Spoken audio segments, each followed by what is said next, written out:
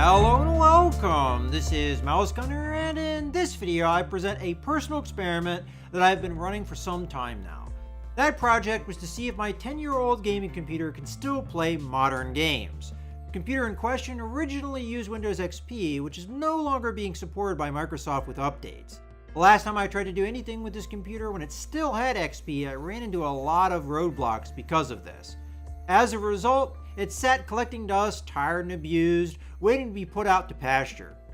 Then I saw an article about Lubuntu, a variant of the Ubuntu operating system, which is designed specifically to be less demanding on older hardware. Out of my curiosity, I decided to see if Lubuntu could give this old PC a new lease on life. So let's take a look at the computer in question, a Gateway bought in the second half of 2006. The first computer I bought with my own money. I originally bought this computer specifically to play Elder Scrolls Oblivion. This was before I had the confidence or know-how to build my own computer. I was looking for a bare-bones PC that had decent system specs without all the unnecessary stuff that often comes packaged into a store-bought computer or an already installed graphics card, as I would be replacing that anyway. The result of my search turned up the Gateway, which was a nice affordable option that came packaged with all the peripherals I would need. I slotted in the VisionTech graphics card and a Netgear Range Max wireless adapter, and the package was complete. Since starting this project, I found the old graphics card unable to handle some modern games due to the hardware not supporting certain visual effects, so I replaced it with a Radeon HD 5450. Not only did this allow the computer to run games that previously had graphics effect issues, it also improved overall performance noticeably, all at a cost of around $25. So now that I've covered the system used for this project, let's go over the process I've followed. Lubuntu is a Linux-based operating system, and I would not consider myself to be all that proficient in its use. If you have never used a Linux-based operating system, there may be some hurdles to doing a project like this, but as I said, I'm not all that knowledgeable of Linux myself, and I managed okay. Fortunately, there is a very active and helpful Linux community, and most of the problems I encountered were solved by easily found forum posts. It just takes a little patience and the ability to perceive which advice is applicable to your situation and which isn't. It does help that most solutions that work with Ubuntu also work with Lubuntu. For example, if you have Lubuntu version 16.04, searching for Ubuntu 16.04 solutions to your problems should work. I would say the main thing you have to be aware of is the fact that Linux-based systems may take a little bit more work than you are used to with Windows operating systems, for example. But as I said, every obstacle was surmountable with a little patience. That being said, I think the most convenient way to install Lubuntu I came across is a program called UNetBootin, which allows you to create a bootable thumb drive of the desired Linux operating system. When I first started the project, I installed the 32-bit version of Lubuntu because of advice I read somewhere, but later switched to a 64-bit version. If you are going to do a project like this, I would recommend before you start to check what your hardware supports, as 64-bit hardware can support a 32-bit operating system, but 32-bit hardware cannot run 64-bit software. This is the main reason I switched to the 64-bit version of Lubuntu, as I discovered that a lot of modern games no longer support 32-bit systems, and they may not advertise that fact. I checked into things and found that my hardware could support a 64-bit system, but there is no easy upgrade from a 32-bit system to a 64-bit one, which is why you should check ahead of time, as the switch caused me to have to start all over again. I also had some issues creating the boot drive the second time through when switching to the 64-bit system. This may be an issue when making the drive from one version of Lubuntu or Ubuntu to another version. As the solution was rather involved, it is not something I'm going to get into in this video. Fortunately, when you boot up Lubuntu, it gives you the option to try out the operating system before you officially install it, to make sure everything works okay. I was surprised how much worked after the installation without me having to do anything. For instance, I did not expect the old wireless adapter to work, as it required software to work properly with Windows XP and was rather unreliable. But I didn't have to do anything, and the wireless adapter worked better than it ever did before. The next step I needed to follow, and the first real obstacle in my path, was to install Steam onto the computer. Installing Steam isn't really the problem, it is getting Steam to work after you've installed it that is. Steam is supposed to support Ubuntu, but apparently they have not updated that support in some time, and you may have issues running Steam as a result. The solutions depend on which version of Lubuntu you are running. When I was running the 32-bit version of Lubuntu, it was version 15.10, as well as an earlier version which I can't remember the number of. Now that I'm using the 64-bit version of Lubuntu, I'm running version 16.04. The solution to get Steam working that I use now is different than the one I had to use to get Steam to work on the earlier versions. The problem you're most likely going to encounter, and the problem I encountered with all the versions of Lubuntu that I used, is after you install Steam, whether or not you get a shortcut on your desktop, another place to find it is under the menu here under Games. You'll install, you'll see the icon, you'll click on the icon, and nothing will happen. You click on the desktop shortcut, again, nothing happens. So the way to get around this, at least with version 15.10 and earlier, was to open up the terminal and type in a series of commands that told Steam more or less what it needed to do to get it running. With the version I'm using, 16.04, the solution's a little bit different, so I'm going to be showing you the solution for this version. If you're curious how to do things for earlier versions, just go ahead and search on the internet for Steam's not working, and then type in your version. I recommend typing in Ubuntu over Lubuntu. So for instance, if you have version 15.10, type in Steam's not working on Ubuntu 15.10 or something to that effect. And you'll find a series of forum posts, and they will put out the command that you'll need, or the series of commands you'll need to put in to get Steam working. But for 16.04, the solution I found, unfortunately, isn't quite as good as the solution for earlier versions, because with those earlier versions, once you put in this series of commands, you can go ahead and double-click on your Steam icon on the desktop, or click on the icon down here in the menu, and it will work as it's supposed to normally, and then the login screen will pop up, you can log in, and then Steam will work just fine. Well, with 16.04, that doesn't work. So what I found as a solution, a little less elegant, is this command here. So for my own convenience, I put it into a text file that I have placed on my desktop. And all I need to do is come in, copy this command, and then paste it into the terminal. That makes it a little bit easier so you don't have to type this out by hand every time. And then once you have the command in there, you just hit enter, and then it starts going through this process. And there is the login screen where I can type in my password, and I'm good to go. Now, the downside of this solution, or this workaround, is I have to keep the terminal up the entire time that Steam is running. So it's not as convenient as the previous solutions to this problem on Lubuntu and Ubuntu were, but it works.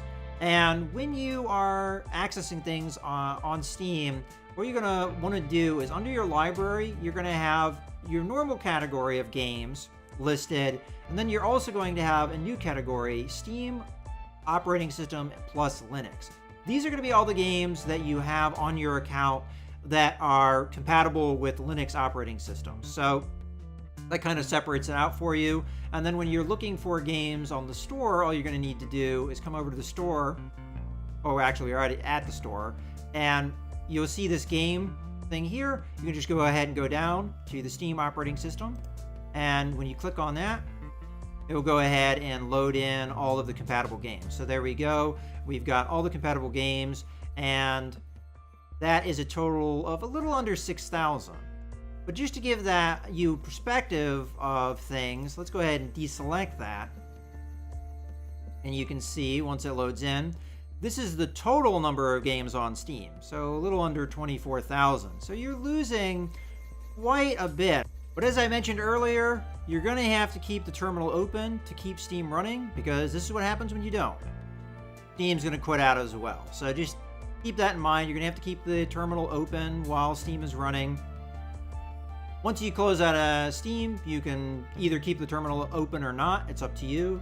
Now, obviously, Steam isn't the only service out there for getting games. It's the service I use the most often, and it's where most of my games are found, but as I said, it's not the only service out there. And I thought for the purpose of this video, I'd showcase another service you could get games from, GOG.com. And considering that the method of how you get the games is a little bit different, I thought it would be important to show how you download games and install them. In any case, I went ahead and logged into my account, and this is the inventory on my account. Now, obviously, I don't have nearly as many games on here, and honestly, I wish I had more because GOG has a fantastic catalog of retro PC games. And as you can see, my catalog or my inventory consists entirely of older games. Now, GOG does have newer games, but I find their catalog a little bit more limited than what you'll find on Steam. But you could argue that the quality you find on GOG tends to be a little bit higher, and for older games, you have more of a surety that the game will work, and if it doesn't work, you can always return it, and the support tends to be pretty good. And that's one of the reasons why some people prefer GOG over Steam. In any case, if you go onto their website, GOG.com, you can search for games by going to the Games tab here, and you can even search them specifically by Linux operating system compatible games, and then from there you can narrow it down by genre or whatever you want to narrow it down, or search for a specific game in the search bar. And once you create and log into an account, and you start adding games to to your inventory or to your account, you can come in and you can sort them by Linux compatible. So this is my entire inventory, but not all the games here are actually compatible with Linux operating system. So what I'm going to want to do is click the System tab here, and then you open up the different operating systems that are supported. So if I come down here, you'll see Ubuntu 14.04 and Ubuntu 16.04. Now I use Lubuntu 16.04, but Ubuntu and Lubuntu have pretty much the same compatibility, so I'm going to go ahead and check that box. And then I'm going to have my inventory limited to those games that are compatible. Now, I've already installed Orion or Master of Orion onto this computer, and with the earlier version, the 32-bit version of Lubuntu, I did install Master of Orion 2, so I know that works. For the purpose of this video, we're going to install Shadow Warrior, the original game, as the Shadow Warrior 2 did recently come out. So once you've added it into your inventory, and by the way, Shadow Warrior is free, so it's a good way to test out your system to make sure everything's working. You're just going to come in here, and you're going to click View Downloads, and then you're just going to click on Shadow Warrior Classic Complete, and it will start the download. So I'm just going to go ahead and hit Save File, and it will start the download process. You'll have the download up here in the upper right corner, so that's going to take a couple of minutes to complete. So I'm going to go ahead and put a cut in here, and we'll be right back when it is finished downloading. Now that download's complete, you can go ahead and close out of the website, and you're going to want to open the file manager down in the lower left corner, and you're going to open your downloads folder, and under that you'll have the game you just downloaded. But when you click on it, it'll open a text file. Now, obviously, this isn't what you want to happen. What you're going to need to do is you're going to need to run this as an executable. But right now, it's not set up to do that. So what you're going to want to do is you're going to want to open your terminal. And the first thing you're going to do is you're going to want to go to your downloads directory. So what you need to do that is you need to type in the command cd and then put in a space, and then go ahead and copy the directory you see here. So once you have opened the download folder, whatever directory you have here, you can just go ahead and copy that and then paste it in your terminal and then hit enter. You'll know this worked because after your computer, so my computer is the GT5268E, you'll have the downloads listed here. So you'll know you're now in the downloads directory. And now that we've moved to the right directory, the next thing we're going to need to do is follow the directions that are in the text file here. So the first instruction we're going to need to do is give this program executable permissions so that we can run it as an executable file. So this is the command that you're going to need to type in. And what you're going to need to do, just first copy and paste the chmod plus X, copy that, bring it on over, and then go ahead and put a space in. I'm doing this the lazy way because I don't want to type it out. If you're comfortable with typing this stuff out, you can. The next thing you're going to want to do is you're going to want to put in the name of the file. So where it says installer.file.exe, you're going to replace that with the name of the file that you're trying to run. So in this case, it would be GOG, Shadow Warrior, and so on.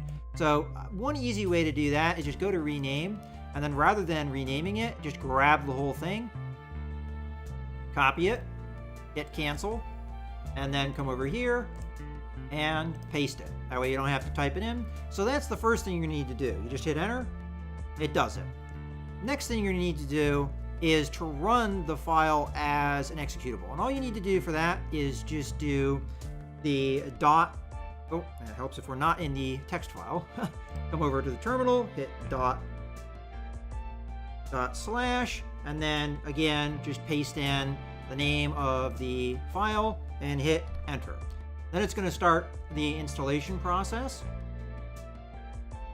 So it's gonna bring up the installer here, and then you just follow the instructions like you would installing a traditional game. So this is all of the, the license, accept that. The directory we're going to install it on, and whether or not you want a menu item or a desktop shortcut. I'm going to go ahead and take both of those items. And there's the installation. Nice and easy. So the main part there is just going through the commands in the terminal to get the program to be run as an executable. Once you can run it as an executable, it will go ahead and do the installation process. Once you have the installation process running, you just go through it. Pretty easy. And we're almost done here, so it doesn't take too long. These are older games, so obviously not too involved of an installation process. Okay, and then the installation was successful. Finish that. And you can go ahead and close out of the terminal if you'd like, and you can close out of the text file as well as the downloads folder. And unfortunately, sometimes I've noticed with certain games that it will put a whole bunch of shortcuts on your desktop. If you prefer to just go in here and click on it here, it's going to open up DOSBox. A lot of these older games use DOSBox. And the game has launched, so we're just going to go ahead and select number 1 there.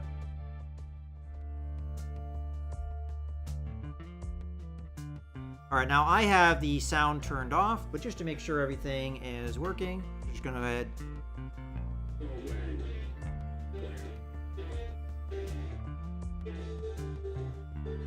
Alright, so everything appears to be working just fine.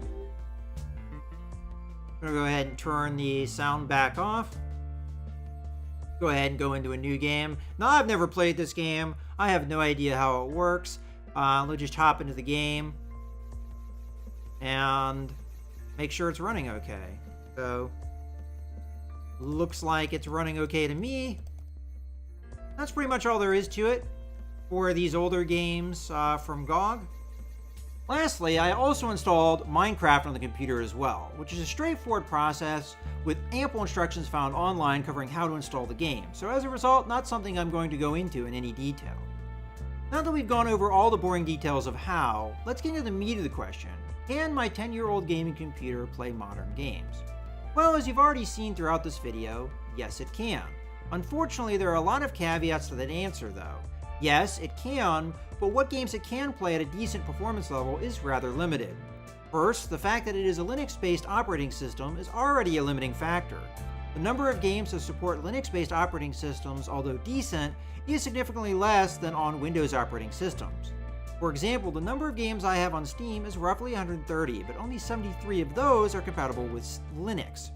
There are a number of popular games that this computer may be able to run alright, but unfortunately several of those do not officially support Linux-based operating systems. Examples of these are League of Legends, Hearthstone, and World of Tanks. I'm aware that there is software that works around the fact that these games are not officially supported on the operating system, but it was not something I was willing to pursue in the course of this experiment. Secondly, the hardware itself is obviously limiting. Modern AAA published games are pretty much out of the question. Indie games are where I saw the most success, some performing better than others. Throughout the video, I have showed recorded footage of games played with the GT5268E and captured via a capture card connected to another computer that did all the recording so as not to be detrimental to the gateway's performance. As I showed each clip of footage, I also listed the game being played, followed by a letter grade. The grade corresponds to how I perceived the game performed, with an A grade being a game that ran very well, with no noticeable performance issues, and going down in grade depending on how much I felt the performance I saw affected gameplay. Whether I had to put the game on low settings or not did not affect the grade I gave, as I feel the fact that I had to reduce settings for some games to get them to run decently is expected. This was a test to see if games worked, not whether the computer competes with modern hardware, because it quite clearly does not. Most of the footage of gameplay was recorded on the 32-bit version of Lubuntu, as I did not notice any performance difference after switching to the 64-bit system. I did not re-record the footage. The switch to the 64-bit system only increased the number of games that I could get working. For instance, Kerbal Space Program did not work on the 32-bit system, but worked on the 64-bit system. The audio did not work properly with a few of the games, RimWorld, Reigns, and Chroma Squad, which may be a hardware-related bug. Unfortunately, I felt I had to lower the score of these games, as sound design is a big part of gameplay, and no other game presented this issue, transmitting the sound through the speakers just fine. Smooth performance, although always a good thing, is more important to some games than others, so games like Enter the Gungeon scored especially poorly, as the performance is so important to a game that requires such fast reflexes and reaction time. A number of games I tried are not listed or shown in this video, as the performance was so bad that the game was unplayable, an example being Team Fortress 2. Most of the games that ran too poorly to be included had system specs above that of the computer I was using, so the poor performance is not surprising. One game that is not on this list that performed especially poorly, that I was surprised to see run so poorly, was Game Dev Tycoon. I am not sure why such a simple game ran so poorly. I'm assuming poor optimization, but struggled to get single-digit frame rates in 16:9 resolution. I will also point out that early on in my testing, I tested several games on the original monitor that came with the gateway, and lower 4:3 resolutions performance was definitely better than what was seen here in this video.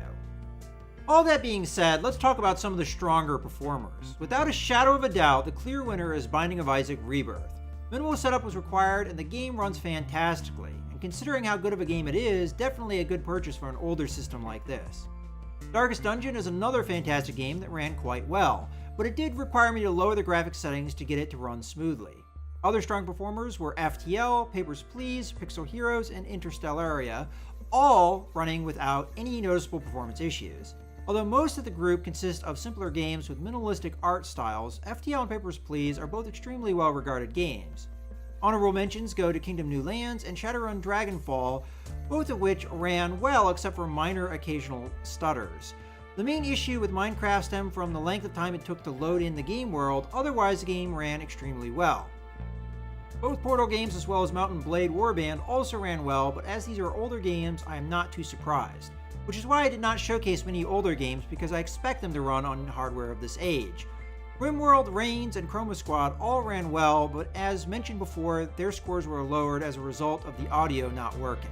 Speaking on the experiences of some of the poor performers, most of the games scoring a D letter grade or lower were playable, but I would say performed to a low enough level to impact enjoyment of the game.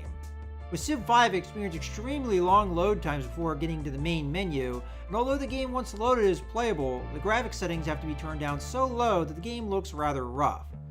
I also experienced issues when quitting out of the game, where I had to close the game with a task manager to get it to stop running, all while the computer sounded like it was being run alarmingly hard. Enter the Gungeon suffered from a chugging frame rate that, although the game is playable, the gameplay is severely impacted, which is why the score is as low as it is. The Warlock of Firetop Mountain also needed graphics settings turned all the way down, and still runs rough. Consistent frame rate and visuals are not key to a turn-based strategy game, but due to the simultaneous combat system that depends on picking up subtle cues to predict enemy actions, I could see it impacting gameplay. Space Hulk Ascension was the poorest running game out of those on this list, with an extremely choppy frame rate. But seeing as the frame rate does not really impact gameplay, Space Hulk managed to just avoid a failing grade. Due to the large amount of time investment required for this testing, I mostly played these games just enough to get a feel for the performance level of each game. There's a possibility that the games I tested could exhibit parts that tax the system further than what I encountered in my testing, so take these test results with that in mind. Several games outside of what were listed here were tested, but due to extremely poor performance or failures to run at all, were not included. I did not, however, specifically purchase games for this test that I thought might work, instead using games from my already existing library. How small the list is of modern games from my library that I got working at acceptable levels during this testing might sound discouraging, but I came away with a much more positive viewpoint. I personally am amazed that so many games from the past few years actually ran as well as they did on 10-year-old hardware, some of them, like Binding of Isaac, exceptionally good games to boot. Yes, this computer's ability to play modern games is very limited, but the really surprising thing is that it can play any at all. In any case, I hope you have enjoyed the video. This is Mouse Gunner, signing out.